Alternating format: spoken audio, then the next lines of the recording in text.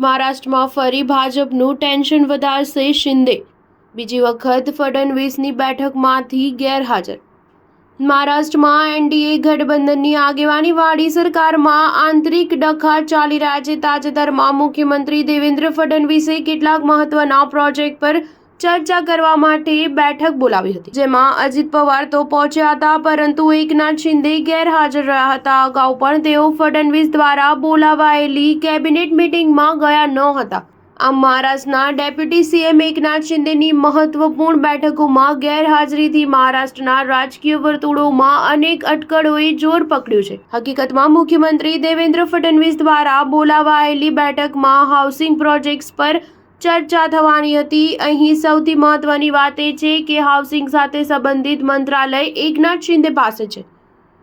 આમ છતાં તેઓ બેઠકમાં હાજર રહ્યા ન હતા. જો કે શિંદેના પક્ષ તરફથી ગૃહ રાજ્યમંત્રી યોગેશ કદમે આ બેઠકમાં હાજરી આપી હતી. નોંધનીય છે કે અગાઉ ગત અઠવાડિયે યોજાયેલી કેબિનેટ બેઠકમાં પણ શિંદે હાજર રહ્યા ન હતા. આમ એક જ અઠવાડિયામાં શિંદે બે મહત્વપૂર્ણ બેઠકોથી દૂર રહેતા અનેક સવાલો ઉઠી રહ્યા છે. એકનાથ શિંદે ઉદ્ધવ ઠાકરેની આગેવાનીવાળી સરકારમાં મંત્રી હતા, પરંતુ વર્ષ 2022માં તેણે શિવસેનામાં ભાગલા પાડીને ભાજપ સાથે ગઠબંધન કર્યું હતું, જે પછી રાજ્યમાં ઉદ્ધવ ઠાકરેની સરકાર પડી ભાગી હતી અને એનડીએની સરકાર બની હતી.